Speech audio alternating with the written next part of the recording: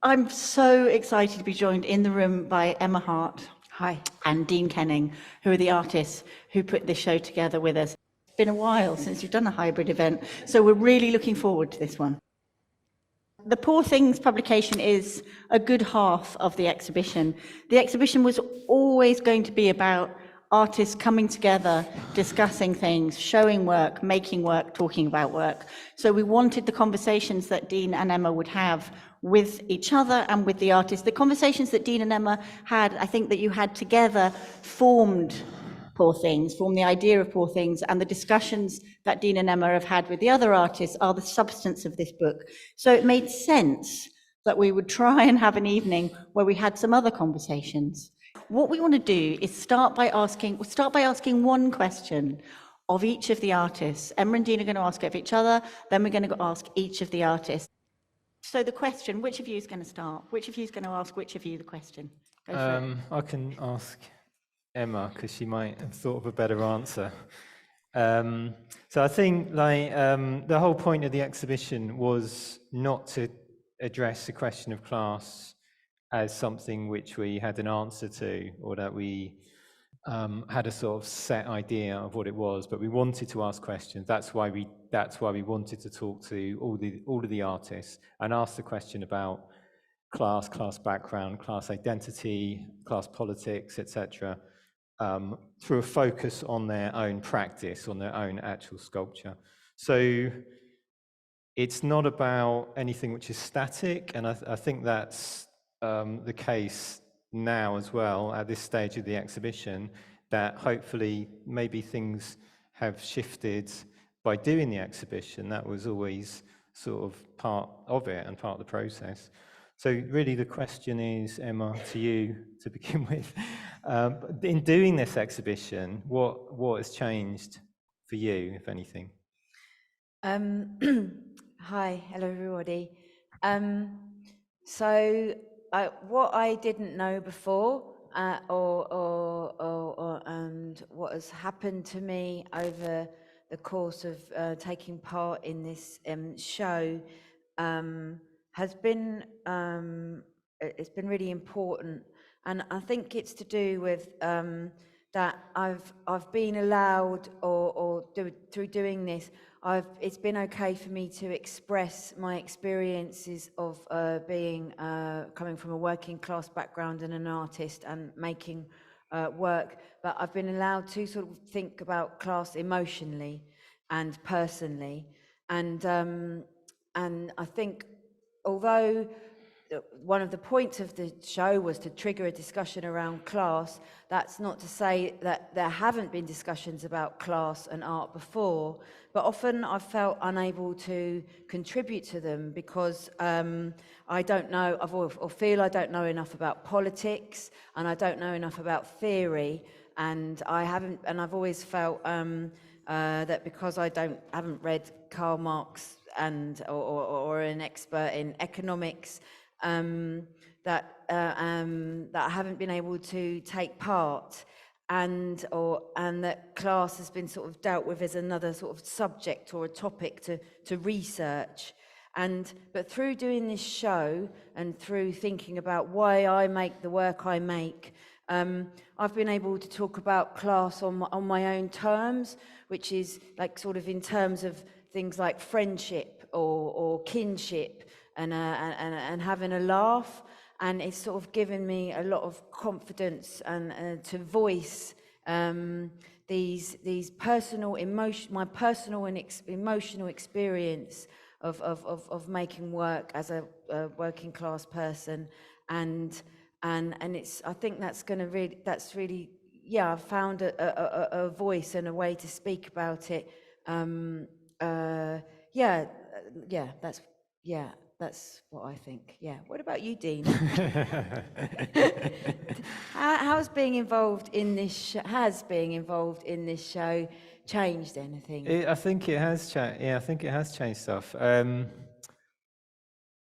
mean, so me and Emma, we've talked about this stuff for ages, but for years and years, we've known each other for a while, and like a lot of friends, artists I know, we talk about it, but it's normally talked about, you normally chat about it in the pub and stuff, and it's strange because I'm someone who probably has like read a lot of theory and read Marx and stuff like that, and in a way that's sort of that's you know, that's important, but I think what this show's done is I think the class aspect has been in the work, but it's been more sort of implicit, and doing the show, talking to the other artists as well, and sort of framing it in terms of a show of sculpture, has sort of brought up those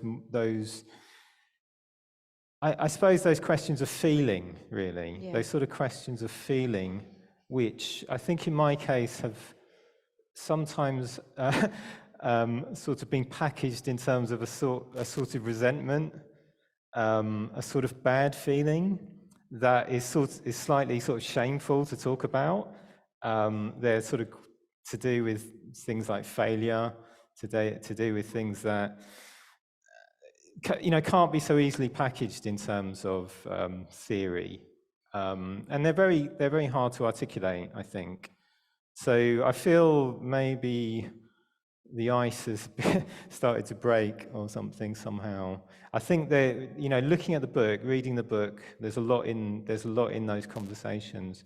But one thing I've noticed is this question of the relation of a subject to an object, and I think it's very strong with what Andrew Cooper says, with Penny Goring, with Linda, with other people. It's sort of this question of feeling responsible for your work, almost your work becoming a subject, and then in terms of a sort of class relation, you feeling like an object, or feeling like you're treated like an object. And I think that relation's really, really interesting. So that's sort of one of the things I come away with. I don't know quite what I'm going to do with that, but it feels sort of vital.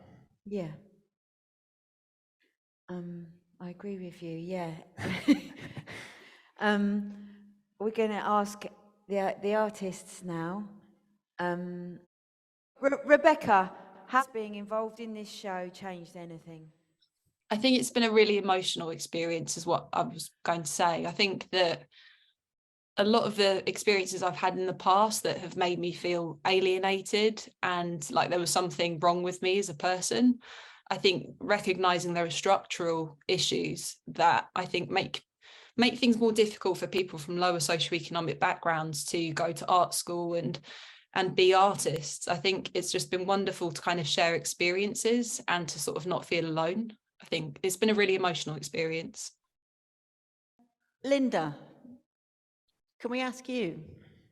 It hasn't changed the day-to-day slog of being an artist. That will be ongoing, and I don't think that will ever change, but I'm not too fussed about that. I don't mind.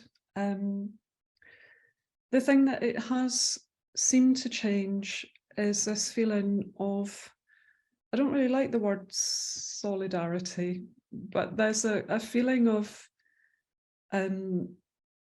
people coming together that I didn't know, apart from knowing Dean. And although I wish that I could have met with everybody again this evening, and regrouped, that would have been lovely. It's given me this sense in some ways of, yeah, feeling less alone is one thing, but feeling less ashamed, less shameful. So that kind of distance from shame has grown, and it's given me a much more kind of objective perspective on my past and on some of the experiences that I've had, especially going through art college. I think that's something that has come up a lot since the exhibition. It's made me think ever such a lot about a lot of the experiences that I've had at art college, and that's not something that I could have predicted. It's not something that I've done deliberately, but it's definitely given me a completely different perspective on many of the things that I've experienced. And I'm really grateful for that, because I don't feel so immersed in that anymore. I feel as though I've really have stepped out of that. And I think one of the things that it's started to help me to do is, I mean, in the book I've talked about really some quite painful and quite deeply ingrained experiences that relate right back to my childhood. And one of the things that the exhibition has helped me to do is to really feel that there is a future where things can be different and they can change. And I know that that might sound a little bit sort of sentimental or overly emotive, but it really has helped me to do that. And I think if I could wish something for everybody in the show, it would be that we've all of us undoubtedly experienced some negative things as working class people. And I really hope and I wish that people can remember that that is not fixed in place. Probably all of us will have a kind of feeling of affinity with our working class experiences that will never leave us, but that doesn't mean that we are fixed in place as subjects and that we have to remain that way. And I'm not talking about, you know, some future where we all aspire to become middle class or something like that, but just that through making and through continuing with our work, there can be new horizons for us and new ways of making things. I think that's one other thing that has really changed for me, is that the way that I am making my work has subtly but quite powerfully started to change and evolve in ways that maybe only I can notice at the moment, but I couldn't have predicted that, and I'm really pleased about that. That question is really important to me, of like, what has this show changed with my artwork and how I am as an artist. And I think for me, it's actually been incredibly like important. I think when I was asked to be in this show that was so centered around class, I was quite shocked. And I think it was because I'm very new, just straight out of art school. And for so long, my focus has been on my Black female identity. And I've been working, you know, really hard and researching, and it's been, you know, an integral part of how I make work. But while focusing so hard on trying to portray that in this space where it's a minority voice, I don't think I had the time to think of the struggle of actually making the work. So the cost of materials and finding money and knowing this art world and how to connect in it, it all became quite secondary. So this show made me look at my work in a new way and brought more discussion for me of the intersectionality of my identity, of how, of course, it's important, my Black female identity, but also this conversation of class and how that relates to the other nuances of my identity, if that makes sense. Just like Rebecca said, it's been extremely emotional and personal. You know, even talking with my family about the experiences we've had and how that has even been harder in this art world, and how these new challenges, how these have brought unique challenges into my art making. So we've talked a lot about art school and how it really does only provide itself to this very rich or middle class background.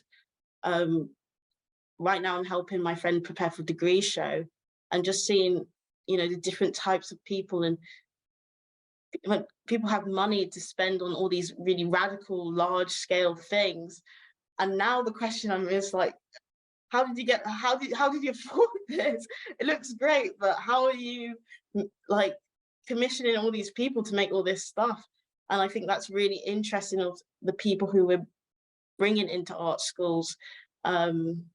and like looking at external places to educate, and why that's not just going to be restricted into an institution. And so that's all stuff that this show has really evoked in my thinking and in my artwork. Like I said, I think in the book, I find it so radical to know that in Fruit Market, there's this massive paper mache pink thing that I made, that is made out of mostly recycled things from my neighbor and my friends, and going to B&Q and asking if there's any paint that they're getting rid of. And yeah, for that to be in a gallery space, I think is really important. Does anybody want to come in on that? Laura? Yeah, I guess I just wanted to also bring in like the idea of money or wealth, which is separate but connected to class. Like, I think it's important to state that I'm from a lower middle class background and I've had access to like a high level of art education. But I think, you know, I've been thinking a lot about what class, which is a very specific kind of identity, you know, like what does it actually mean to be working class or middle class, especially when you're an artist and you might be from a somewhat middle class background, but you know, you don't have a lot of money and you've got multiple jobs and they're, you know, in retail paying minimum wage, and you know, there's something there that I think needs to be brought into the class discussion. I also think it's obviously changed a lot, like kind of upward social mobility is now not as possible as it was, you know, decades ago, for various reasons. And then the other thing that I just wanted to mention is I think there's sometimes too much of a focus on the whole like issue of making art school accessible to people from lower socioeconomic backgrounds, but I think I just think it's so much more to do with making the art world kinder and more fair, you know, like, and also like changing art education, changing this kind of drive for students and artists to work beyond their means constantly. And then, yeah, and yeah, I mean, I don't know how to survive in an art world where you know, you're doing all this unpaid labor and stuff. And yeah, I think that needs to change even more than like the issue of access to art education. Jeanette? I just thought I'd sort of jump in there, and I know sort of money and you know, your economic background is important, but one thing that I think the major thing that people miss off is confidence. And I think if you could bottle that sort of upper middle class confidence that that people tend to have, I think that's one of the major factors that sort of stops people from working class backgrounds sort of progressing and being successful. Cultural capital, knowing how to behave in certain situations, having the confidence to make the art that you want to make, or not what the art that you should think that you've been has come up in many discussions, that it's taken many of us a long time to feel confident enough to make the art that we wanted to make, about the things that we wanted to make, rather than the art that we should be making. I agree with that, but it's also talking about it in a certain way, that you're, you know, this is how you're expected to talk about your work. This is what you're expected to say about your work. This is the type of work you're expected to make as well. You know, that's what I sort of agree as well. Yeah. Yeah, Lee. Yeah. No, I feel there's something I feel very strongly about as well, like what Jeanette and Laura said, and I mean, it's funny because I wanted to talk emotionally about how it affected me, but that point of confidence. I mean, in a way, when I was at art school, I remember this sense of inferiority though was a drive to try and overcome. There was a manic romanticism in me, I think, because of that, to try to. And it's still there, and in a way, this show has brought that more to the front more than anything else. Because when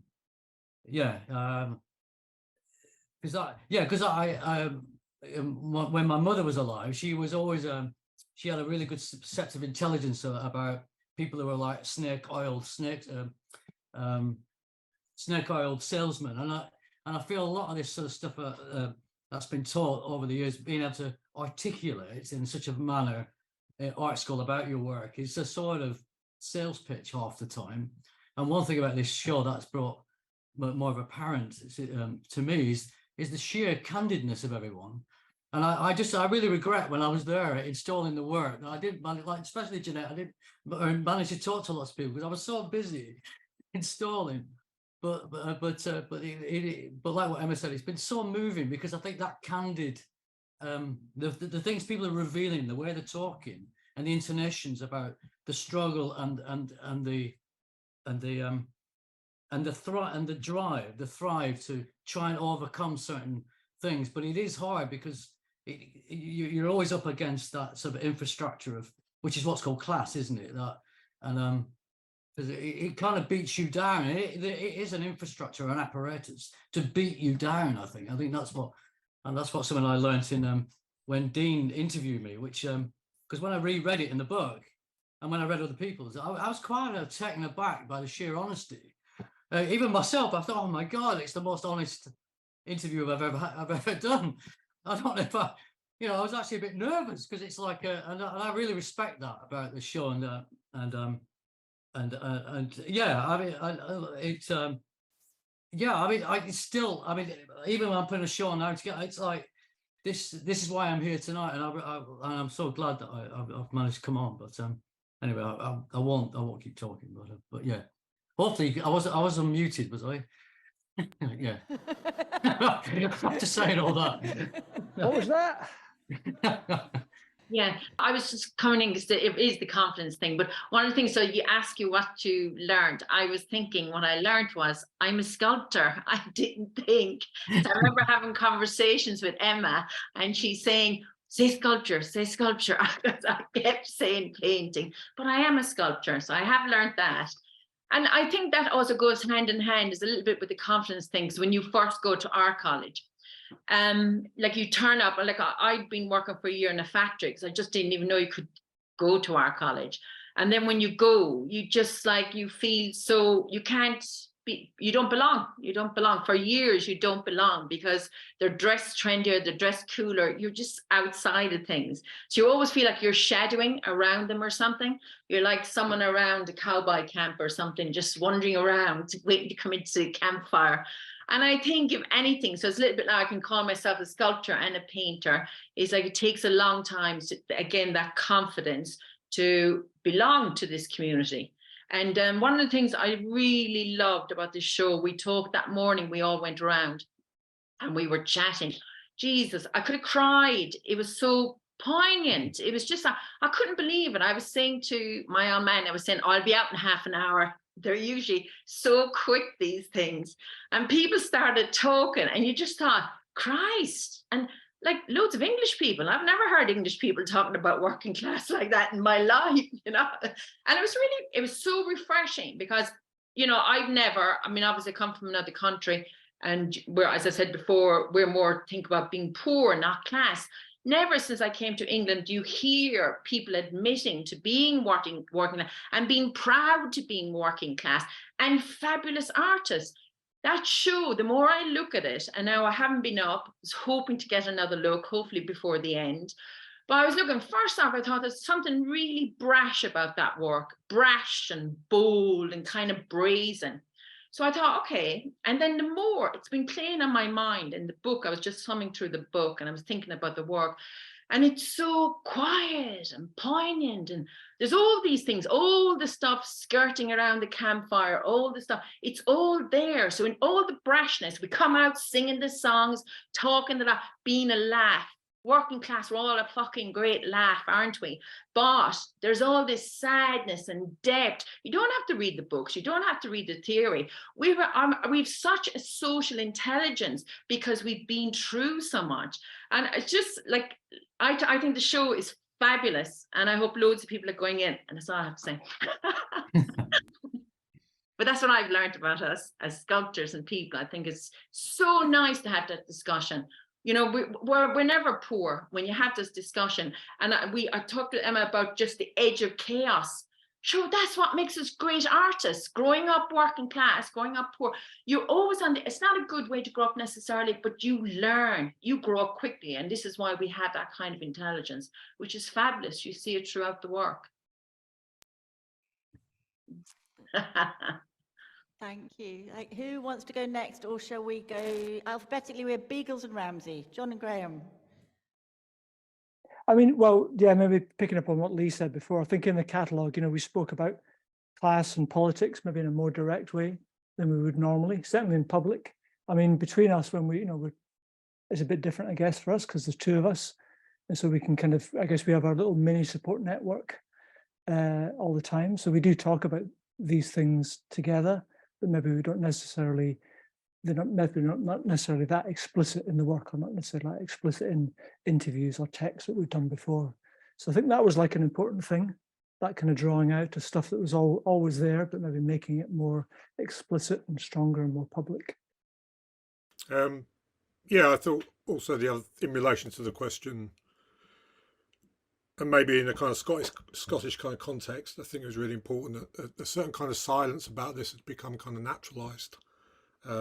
So it kind of feels important to kind of denaturalise that, and maybe that's a kind of leftover from the horrors of the Blair years when supposedly we all became middle class. But it kind of feels really important that it's being spoken about again. Yeah.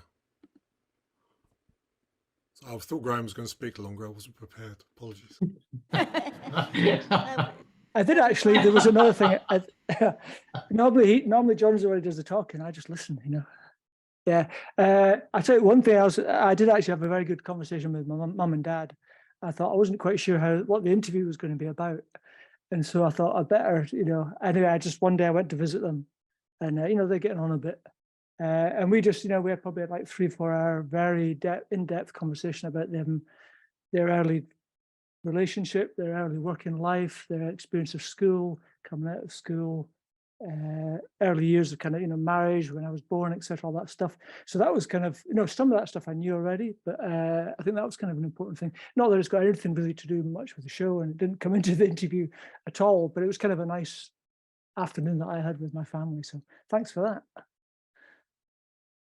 I suppose that is always going to happen, isn't it? If we make a show of people and we're asking people about their background, your background's going to come to the foreground. You're going to end up talking to your families. Yeah, definitely. Yeah, but we didn't want to start with background, which is one way that people talk about. So when we sort of devised a sort of method to deal with this this exhibition, we thought, either class is talked about in very sociological, sort of objective, sort of statistical ways, or it tends to be straight into like the background, which is often a sort of story of triumph, against adversity, and it's very much directed on people who've become very successful, So we sort of wanted to avoid that, but of course, if we focus on the work, but through the work, these other things about backgrounds are definitely going to come. They're definitely going to come through. Yeah. Where have we got? Is it fair to ask Joseph? Are you middle of making something, Joseph? I certainly resonate. I feel an emotional resonance with a lot of the things that people are saying. I think that it's definitely forced me to confront a lot of my own sort of personal background, and to really sort of interrogate and question that kind of like social pressure to project like an aspirational sort of like bent upon sort of like behaviors and your CV and so on and so forth. I think that I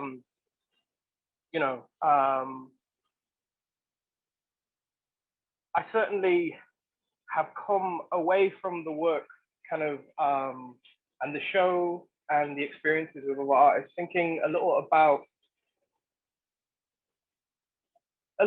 the degree to which I've kind of lent on maybe a combative sort of stance with institutions and with and with sort of, you know, barriers thrown up as regards my class and race. I think that I sort of, in hindsight, have taken it for granted that I'm entering into a hostile environment in all situations.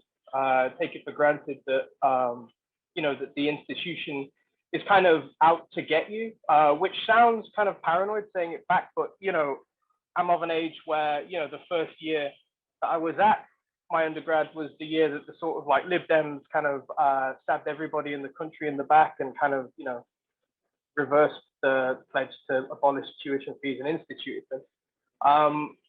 So yeah, I guess I sort of, if anything's changed, I feel like I kind of have had a good opportunity to sort of think about my own sort of relationship to making sculpture, as well as the sort of the kind of political context of kind of existing in the United States versus sort of showing in the UK, as well as sort of, I think that, you know, I take a slightly different tack, it sounds, to a lot of people, and kind of find myself dwelling on and thinking a little more through the lens of despair, politically and otherwise. And so, yeah, I sort of,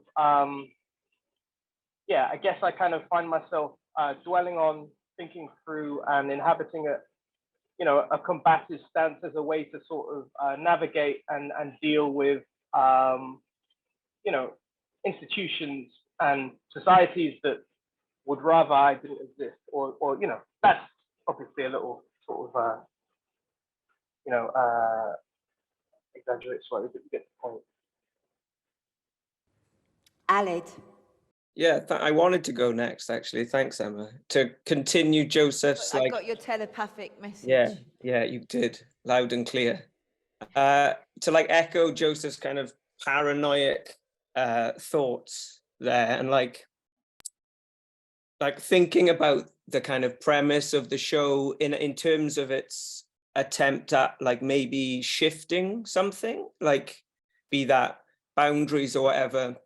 There's always like an immediate cynical side to my thinking that like whenever parameters are shifted or start to shift, and this is going actually back to the cultural capital thing, like you were talking about, Emma and Jeanette, the cynical side of me, like I feel like the privileged people who have had like space and time and resources to think about, well, their work freely, you know, without the confines of multiple jobs or whatever. These people have kind of, they've always manipulated their language to suit their surroundings and get ahead, maybe, or they seem to shift simultaneously with the stuff going on around them because they're so used to doing that and it's always worked for them. But like that being said, like actually, that being said, like something that I think is important about this show is that it actually doesn't lean very heavily on working class tropes or aesthetics, if you see what I mean. It's not like if those people that I was just talking about were putting a show on about working class or featuring working class artists, I feel like it would be like pot noodles and Monster Munch everywhere and stuff, you know, like a real Sports Direct aesthetic or something. And like, don't get me wrong, I don't like pot noodle, actually. I like Monster Munch. Yeah. But like, so I find that really refreshing, you know, that it's addressing class, but it's not super overt, you know, it's completely there. And I do feel like sometimes there are artists and curators from much more affluent and comfortable backgrounds, like upper middle class backgrounds, that tend to platform that Sports Direct meal deal aesthetic, but actually in reality, that's completely like secondhand for them. So they don't, because I say this in the book, like they don't want to make work about skiing holidays and Birkenstocks or having an Aga or something, you know what I mean? Like I didn't see an Aga until I was like 25. I didn't know what the hell an Aga was. I don't know why I'm talking about Agas. Yeah, I don't know where I'm going with that. Hands up who's got an Aga. We can't see the audience. It doesn't really matter. Yeah, everyone, everyone in Edinburgh has an Can Aga. I just all of us. Can I just add to that? Sorry, you know, yeah. I mean, I know you're saying that people don't talk about Argos but if you watch a lot of TV, a lot of drama series is just full of middle class experiences, basically. Yeah, totally. So you may not see it in the sort of gallery space, but in other creative spheres, you do see a hell of a lot of it, basically. And you probably still see it in the gallery space, to be honest, actually. But they may not. They may photograph an Argo in a very sort of arty way or something, but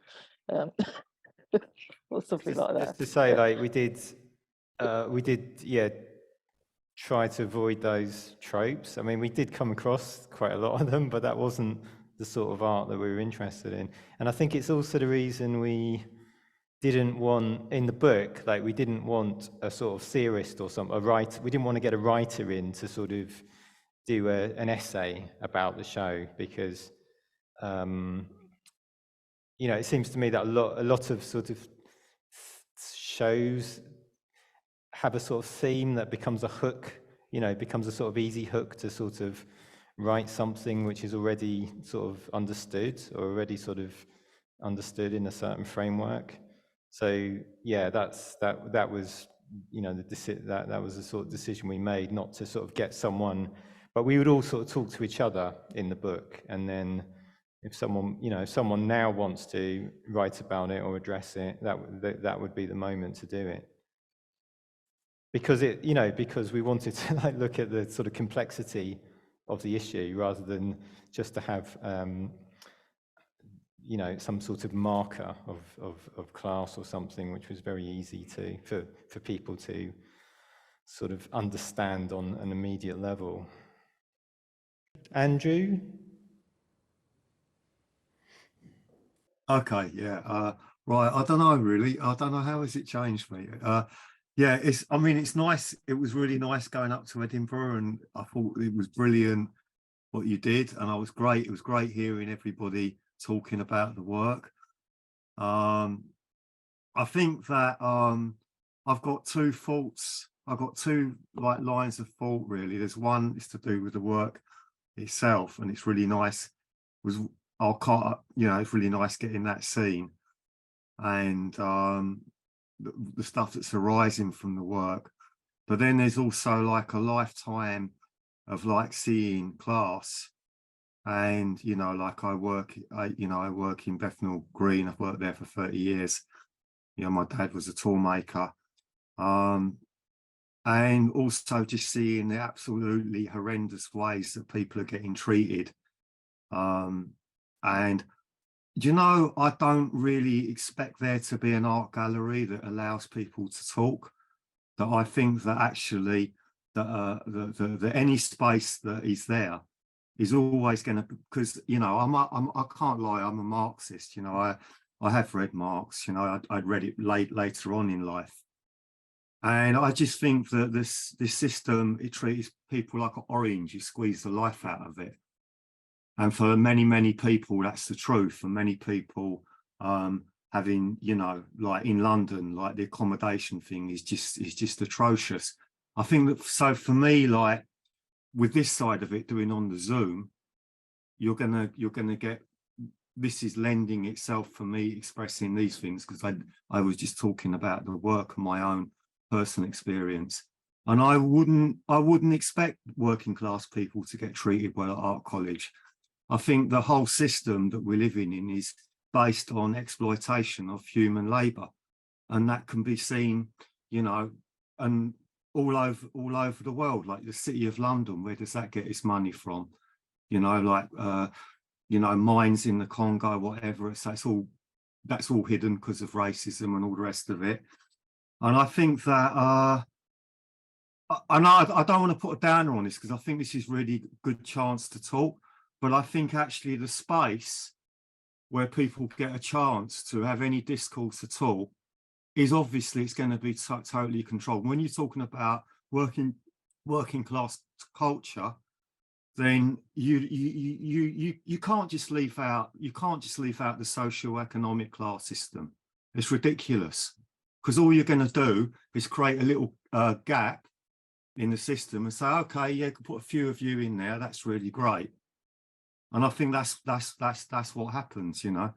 So it's like they allow a few people from disadvantaged groups to get in, but actually the whole thing has to be taken on board. I mean, when you see kids making work in the school, you know, and you've got them making work about being made homeless because of the bedroom tax, and they paint some flowers and they set light to it in the school, in the car park. You know, that's the possibility of art being used to express the real social pain and everything that's going on. And there's good reasons why that space is policed. And we really have to take this on board, because, you know, just as you've got writing, you've got art. It's a way of communicating, and communication isn't just about intellect, like just dead concepts. It's also, as everybody's expressed here, it's also about emotional experience as well. But I actually don't expect this system to allow a space for these kinds of things to be said. It doesn't surprise me. Why would it? When you look at the way that a lot of people are treated, like riding around London, so you know, with a box strapped to your back and stuff like that, delivering pizza for more richer people or whatever, or like people being forced to live in little tiny boxes.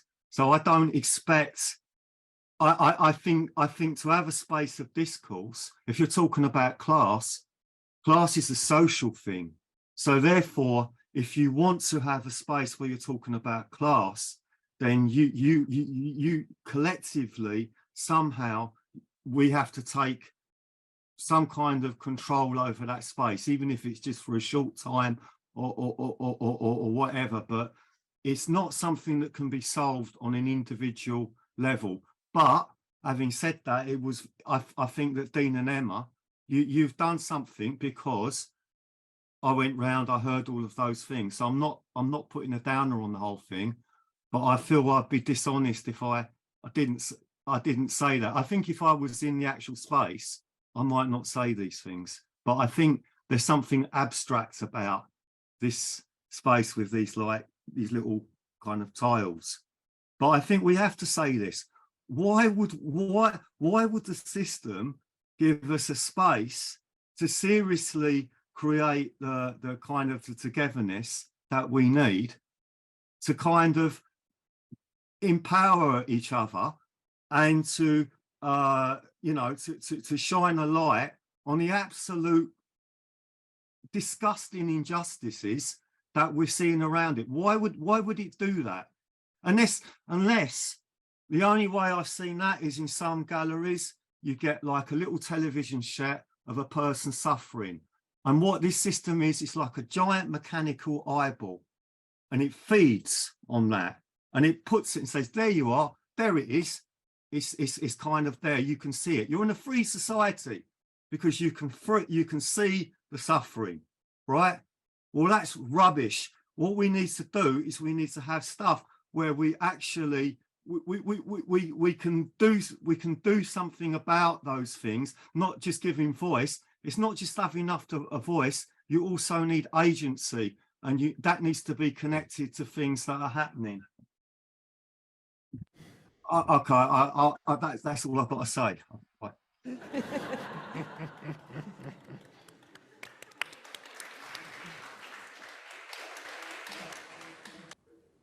Right, Jamie. Yeah, has anything changed? I think like the experience of the show was the most important thing for me. Just being around all you guys and hearing your stories, and you know, seeing that you're from this similar backgrounds and face similar problems. So that's a powerful experience, and one that will stay with me. And yeah, I mean the sort of 9 to 5. I mean, since the show, like I've pretty much been working and I haven't even been thinking about art. So like I'm here and I've got a bit of a panic on, because I'm like, oh, I don't have an art head on. So I guess that's like and I can see my screens freaking out again. So We like it. Something has changed. I think it's because Before your eyes, before your very eyes. Yeah, yeah. I mean, and I'm like, I'm the guy that's always dead frustrated that things don't change. So like, I'm trying to put that into my work in some way and allow for some sort of like agency and change or organization or whatnot. So I guess like in a sort of in a kind of straightforward way, that's what you've done, you know, that's what you've done by putting the show together. So yeah, it's I don't know. I think confidence is another one that you guys were talking about, and like having the confidence to talk about what your work's about, you know, and it's like the idea that you just make a bit of work about one thing seems really, really boring, and part of my work's, you know, is driven by class experience, and I would shy away from talking about that to institutions, and you know, because you do know that, you know, you're savvy enough to know that that's not what they want to hear. So so I guess it's, you know, moving forward, I'm more likely to talk about it now, you know, and I'm more likely to sort of think about that in my work and bring it out more, and you know, and be happier to discuss it.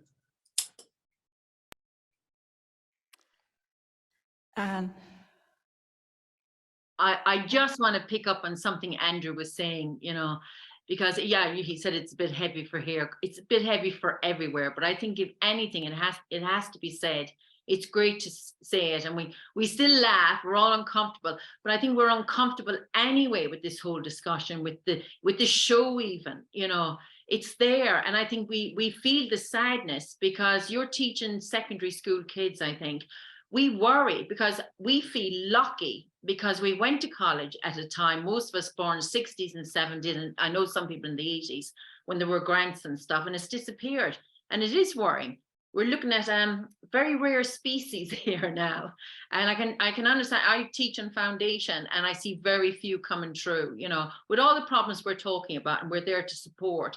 But I think if you're teaching like kids, we've got some real new problems, and it's there is a sadness about it, you know.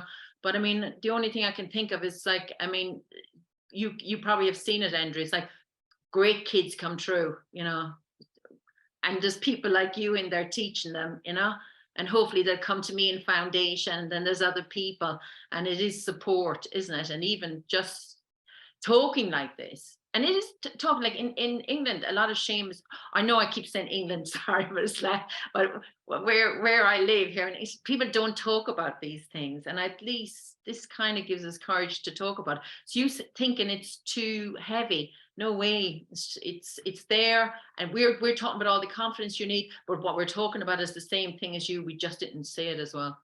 Okay, thank you. Josie wanted to come in. Yeah, I think, like, oddly, I feel like sometimes like the spokesperson for the next generation of like artists, just because I've just graduated. But it is interesting how, you know, it's been 2 years since I've graduated, you come out with such optimism of the future, and then you're met with the realities of one, becoming an artist, but second, becoming an artist when the discussion of class is coming into like difficulties. So just in terms of what has been discussed already, in terms of pay for your work, you know, so far this is the first paid opportunity I've ever had, except with one ARI thing, but just the culture of that still isn't, you know, familiar. Sometimes I'm almost shocked by the idea that we would even want to be paid for it, because art, it seems to be like a joy or something, especially you do in your free time, when in reality, you know, myself and loads of my friends have multiple jobs, and this is something we do after work. So I think that is, you know, something really important. But also what I think this show was really good is reevaluating, you know, what class is today. Again, like, there was such hesitation for me to be in the show, because when I thought of class, I thought of, you know, white, male, you know, lives in Scotland or up north, and that's, again, not me. So again, I had these ideas of what class was. Just like Alid said, I just assumed the show was going to be a very like pot noodles kind of thing, which is not what my artwork was about at all. So again, seeing how we haven't worked on these stereotypes and we've started thinking about class in this new way.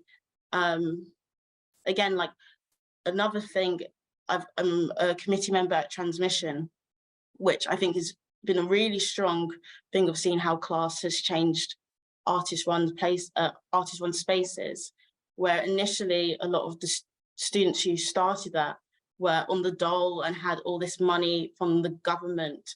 And now we're still unpaid and working to curate a whole gallery, yeah, which is just crazy. So it's just these new reevaluating of not just trying to be optimistic and reminiscing on this old past of what class, working class meant, but being like, this is what it is now. This is what working class artists look like, or artists working in this working class way. And these are the things that institutions need to do and highlight to change the art world, if that makes sense. So, yeah. Hello, this is really a question for everybody. And first of all, thank you for a brilliant exhibition and for such an amazing conversation. I think it was maybe the third last speaker, it was Andrew, was saying that, you know, that talking about the terrible things that are happening to people, you know, housing and not having enough money to eat or to pay their energy bills. And a lot of folk might think, well, you know, working class people kind, you know, art's a bit of a luxury, Ken.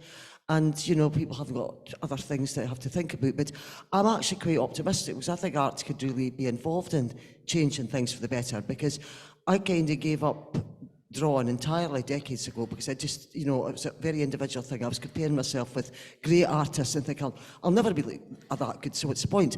And I only got involved in doing sort of arty stuff again a couple of years back, because I was involved with sort of campaigns and things, and people wanted a bit of graphic design, and nobody else seemed to want to give it a go, so I gave it a go, and it's really been great. Because I think that if people think that you can only do something sort of like individual, you might not ever do anything, because confidence thing again.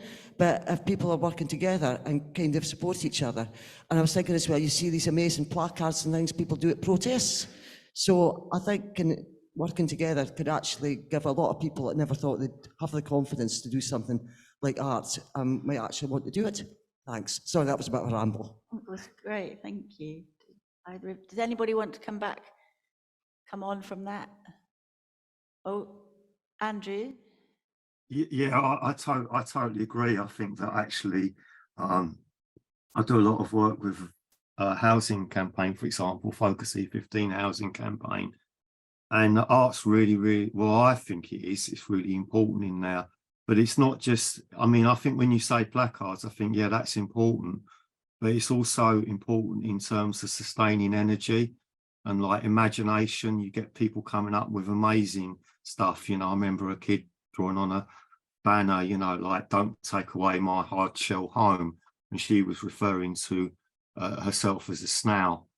And I think it's a very artsy incredible thing. That's why I think it's important what you're saying about, you know, taking collective space for it. What comes through in the book, in the different conversations, is how narrow the kind of definition of art, or whatever we're in. Are we in like contemporary visual art? I don't know. Are we in contemporary visual art? I think so. Anyway, how narrow that is, and really like how art, in terms of just conversations with friends, or some of the stuff that just people are doing in their lives, is art. And I don't know, I talk about conversations I have with my friends when we're just sort of having a laugh about puns or something, or all this other, they're like, actually, it's about us, it's just about how narrow, one of the problems is what gets accepted, what is understood as being art by or accepted as being art by the people that are in charge. I don't know.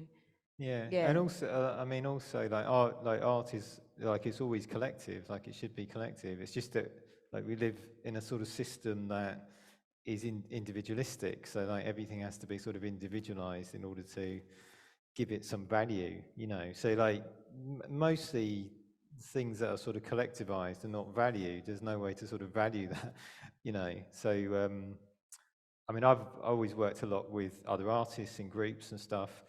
I think this show has felt like a very collective thing. I mean, there's even, I think, for example, Simeon Barclay actually talks about feeling that his sculpture could start connecting with the other sculptures and start, you know, getting covered in, you know, different materials from the. So I think this has felt like a very collective thing. That's what's been really nice about it, because that hasn't been my experience in most shows I've done. It feels very sort of alienating. You know, the last thing you talk about is the work to the other artists. You know, so I think that's something to aim for. Would be just a more collective sort of culture in general, where people are speaking more and where it's not all about. You know, success is not measured by a sort of, you know, what an individual achieves, but is measured on a sort of broader social level. Now that's difficult, you know, and that's not, this show's not coming anywhere sort of near to sort of achieving that, but I think the spirit of the show is sort of going in that direction. So yeah, thanks for the comment, and totally agree with that. Oh, can I just read out this bullet point? Sorry, Yes. sorry, I've just, so like we're at a book launch, and I think when you're at, I've never been to one before, but apparently people read from the book. So we just wrote a couple of points of things that we thought maybe that the show in some way sort of started to unpick, or things that we felt after the show. And just one of them says, everyone should have the right to access art and the resources to make art, but as we know, access and resources are unevenly distributed. The wrong response to this is a middle-class saviorism which desires engagement with a working-class audience to introduce them to middle-class culture rather than enabling working-class people to be artists. This attitude can be disguised as a form of class hatred directed against supposedly inferior forms of culture and pleasure. I just thought that kind of tied into some of the stuff we were talking about. I was going to mention that about this, the sort of the art world sort of view of engagement, going out into the community, but I always feel it's slightly patronising in saying that they haven't got a culture anyway if they're working hard. So yeah, so I was going to come to that point. So I'm quite pleased that you read that passage out actually. So yeah, I do find it incredibly patronising, but it's still continuing basically. Yeah, it's one of our sort of pet hates, really. The way that, in a way, like, you know, a lot of the sort of gallery system do sort of divide people up into sort of classes. You know, it's quite offensive, you know, because like the idea that, you know, it's almost like a sort of you know, charity work or something, you know, whereas really the point is to enable people to have agency themselves, you know, to have the resources to you know, to make art and express themselves, rather than to sort of introduce them to this more sort of highly valued form of culture. I should say we're going to keep this conversation going till about 7:30, just so that you know that's the plan. Ian, So there's a bottom couple line. of comments as well that I'll read out. Melissa's saying, great conversation. Thank you, feeling very encouraged. And Harriet says, thanks to all of you for sharing your experiences so far. Really powerful, emotional, and important stuff. You're all wonderful. Agreed. So a question from Helen wanting to know if there are any plans for the show to tour. Oh, we wish. If there's anyone out there who has a slot in their program, I would really love it to tour. I think one of the interesting things about this show in terms of its touring possibilities, this is a big pitch now, but all of the show has come together due to the generosity of the artists in the show. The show has come from artist studios with as the two of you have said, with the collaboration of all these artists. So from an institutional point of view, the work can go back and the work can come back together at any point. And the show is an idea. For us, it's an idea and an aspiration and a hope that we will all learn quite a lot and think about things in a different way. So I would hope from the director of an institution's point of view, that the show will tour, that the idea and the spirit and the hope of the show will continue in whatever form. But a lot of that, whether it'll go to another institution, is not up to me. But I don't know what you guys, I would love to see it happen. Yeah, I don't know if maybe the artist wouldn't actually ever want to be involved ever again. I don't know. I think Emma's had enough of it. I'd quite like it to tour, but it's right. I think you've been quite modest, Fiona, because actually I think it was down to the generosity of the fruit market to put on such a big show. I think just to respond to Josie's point, I think a lot of artists in the show are not used to necessarily getting paid to, which artists should, to actually make work. So that's a really important point. I mean, that's not something that's sort of visible, but the fact that everyone was, all the participants were paid properly, their work was treated properly, which is something that, if you read Penny's contribution, is so beautifully sort of stated about the fact that you might send something out into the world and it might actually get treated with some sort of respect, which is what everyone sort of wants and what artists deserve, really. So yeah, just that's a sort of thank you to the fruit market, because I think that's really important, and I think everyone sort of appreciates that. But yes, I mean, I'd like to see it again, if nothing else, just to sort of meet all the artists again in person. But even we if could have another party, another couldn't party, yeah, we had a great party in this very room. But if it doesn't, we do have the book, and I think that's something that will be a sort of legacy and be a sort of resource. So who knows? There's a question too. Yeah, there are questions. Sorry, I can't really see, but can the mic go to people with that? I've got the mic in my hand. Brilliant. Sorry. Person with the mic, please speak. I was just wondering whether you thought that there was maybe a bit, I don't know, is there too much responsibility and focus on the artists to kind of be the agents of change? I mean, I'm thinking about the last 10 years, in a jobbing sense, I've worked in galleries, particularly in London, quite a lot, and worked with artists and for the galleries and stuff. And it seems like a lot of the attention for kind of representing a social diversity is put in a kind of public facing sense in the gallery. But actually, if you kind of go through the doors in the offices, it's pretty monocultural, and particularly in the kind of the diversity of the people that are making the decisions in the program and stuff like that, it's pretty kind of one tone.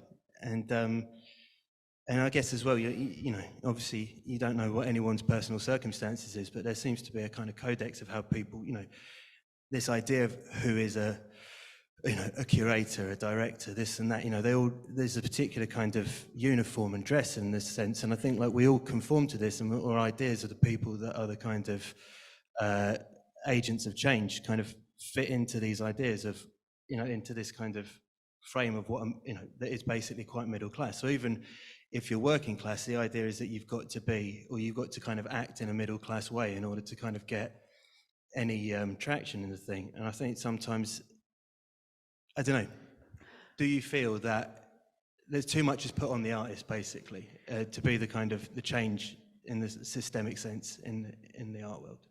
100%. I'll read from the one. So I'm just going to read one of our bullet points. It is always the artist from a lower socio-economic background who is expected to transform, to adapt themselves to ways of speaking, behaving and making art which are acceptable to the professional art world, at least if one wants to have any chance of visibility or a career. This one-way traffic is a clear form of symbolic violence. Sorry. But I think that's come up a lot, that in this meritocracy, or it's me that's had to lose my friend. I've had to I've had to change to adapt to work in a professional middle class art world. Yeah. Yeah, but you're talking about like a massive structural change there. Like the first thing you'd have to do is like abolish private education for a start. That's not likely to happen. You know, because of course, you know, if you talk about you know, any sort of I don't know, any sort of real movement, you know, real social movement, that takes sort of radical sort of action at a sort of high political level, I think. You know, you're talking about something like revolution, I think. So yeah, I think it's a tricky one. I don't know if it's I know what you mean by your question, like, is it, I think it's how you frame it. Like, I think there's a difference between giving artists like agency and sort of a voice that may be different from like putting a responsibility on them. So I think that's an important point to make, that sort of difference between giving someone a voice and sort of making them a spokesperson or a sort of poster child for this is what, you know, this is how sort of liberal we are, that we're bringing in these artists from diverse backgrounds or something. I think that's a real problem. Thank you so much to the last question. My question sort of runs in parallel to that, and it was born from the commentary around confidence of working class artists and being able to advocate for yourself.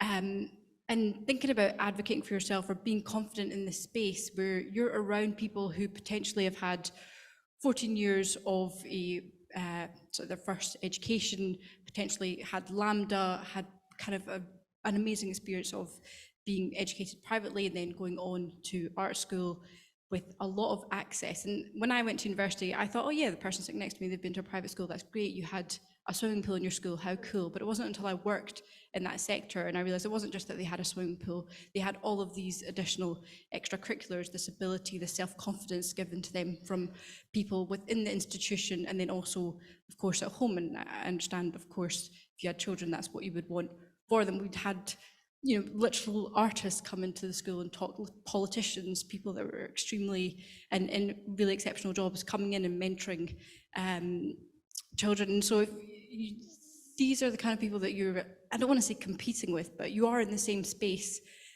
As a working class artist, when the conversation of being confident in yourself, being able to advocate for your work, it always makes me clench a little bit, because it's like, who teaches you that confidence, and where did you learn to advocate for your work, and how do you advocate for your work? And maybe this is not just for artists, but just like the last person that asked the question, what can other people do both in the art space and also us all who are participating here today to provide and give you and instill you and empower you with the confidence that you deserve to also have in the work that you produce? Does anyone want, maybe someone, maybe? Can I kind of jump in there? Yeah. Joseph and Linda, I think. Joseph, go, and then Linda. Yeah, sure.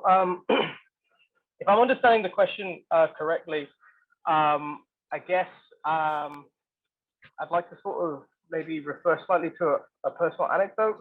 for my own history. I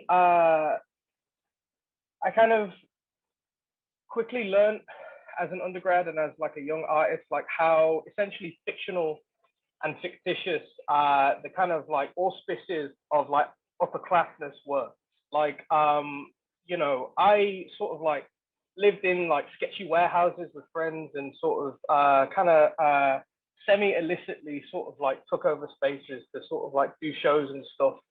And by presenting oneself as like a serious curator and kind of like inhabiting that kind of like upper class role, people treated me accordingly, whether they'd met me in person or not. And I think that, you know, I think I sort of, on a sort of like direct level, like I've kind of gotten a lot out of approaching the sort of this big fictitious sort of like problematic system, approaching it like it is a scam, and sort of you know, being able to kind of like inhabit that sort of space, but also I guess in a wider sense, yeah, I don't know, I lost what I was saying, but yeah, it's all, I don't know, I think that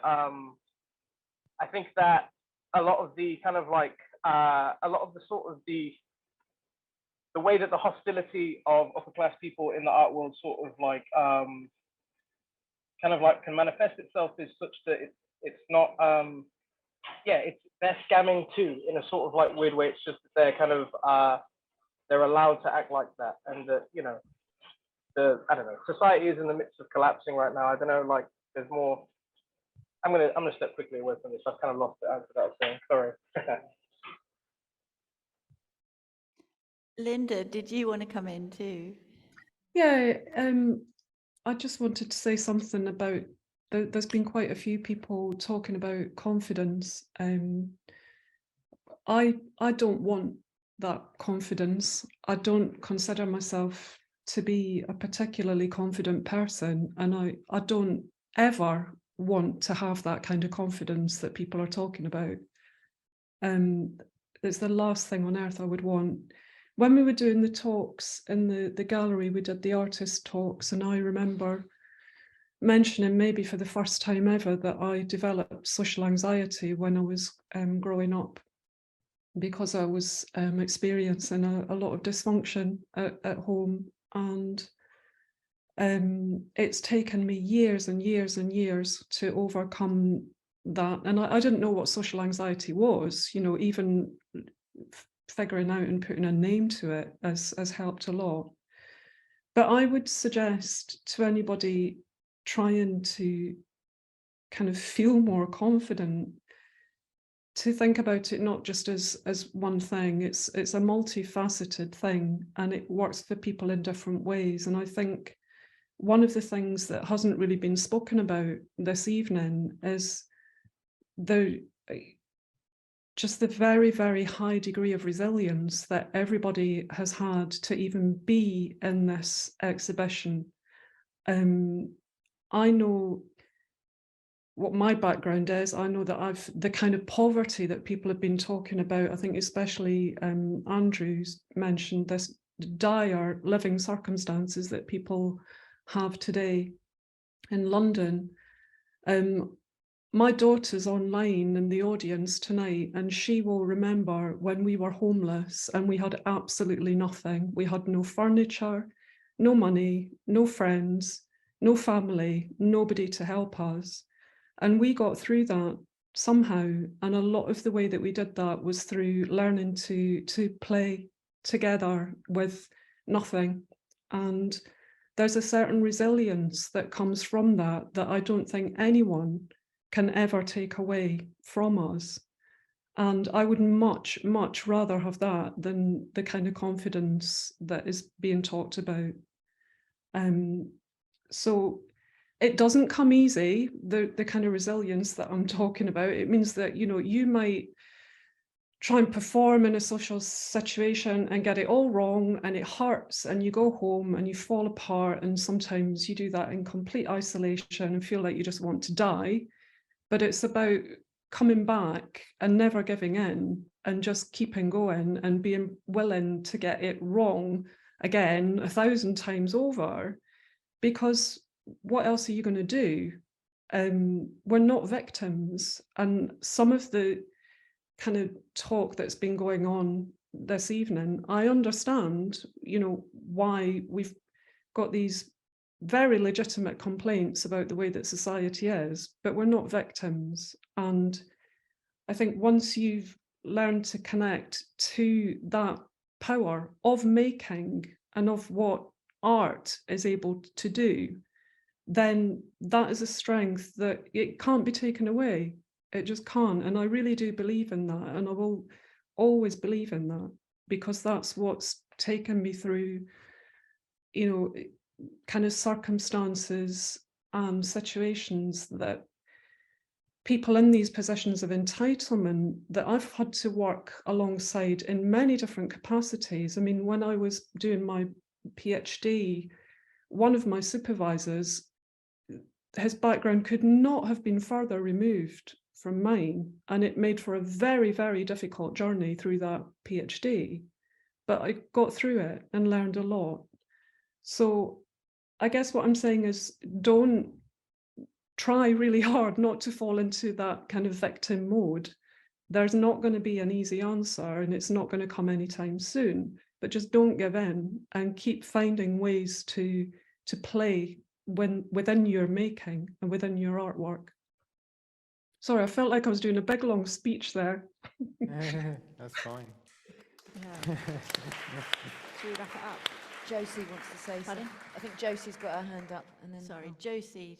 I mean, my last comment was just saying that the first question was like, what have you got from this experience? And I think it's just also like, just again, we've said it so much, but hearing everyone, I think, Linda, what you just said about not wanting that specific type of confidence and having this own kind of confidence, is that really resonated with me. And I think that's something that I really will take. So just again, the importance of the conversations has been really important with this process.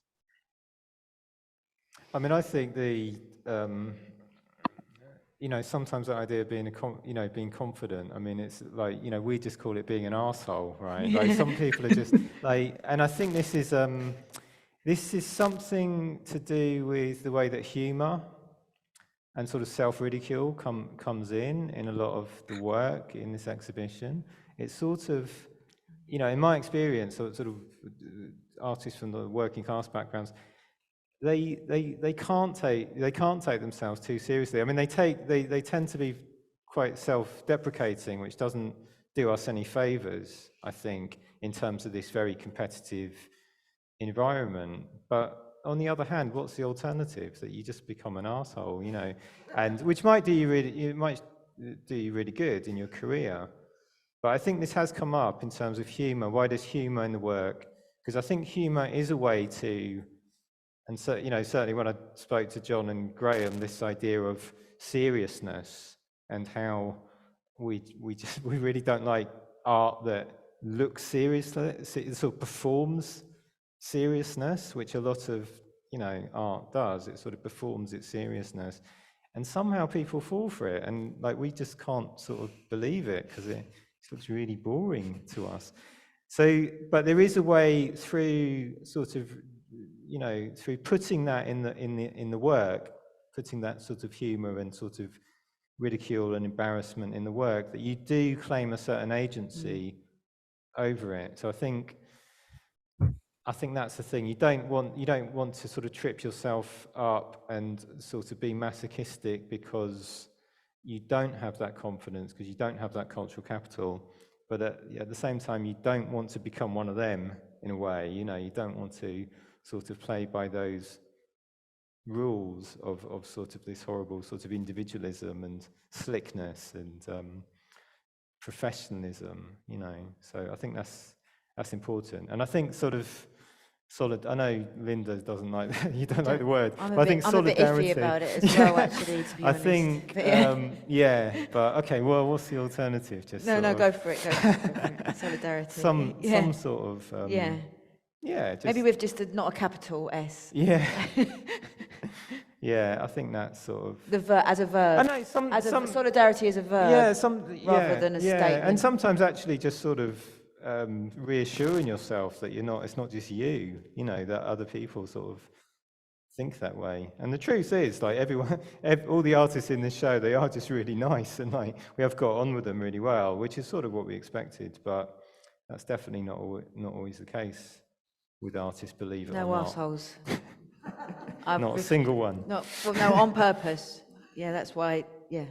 Selection criteria number one. Yeah, Number exactly. one, no assholes.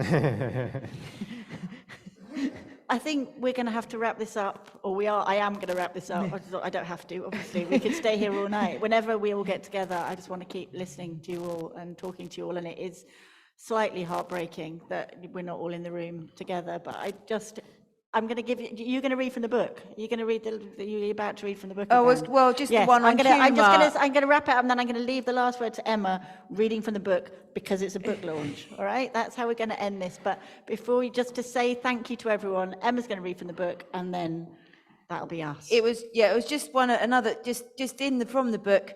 If many of the sculptures in this exhibition are funny, it is because artists from lower socioeconomic backgrounds recognise that art is a form of entertainment, whilst also being aware that making art is a vaguely ridiculous way to spend your time. So we can at least make an effort to be entertaining. Humour and entertainment offer an audience a way into complexity.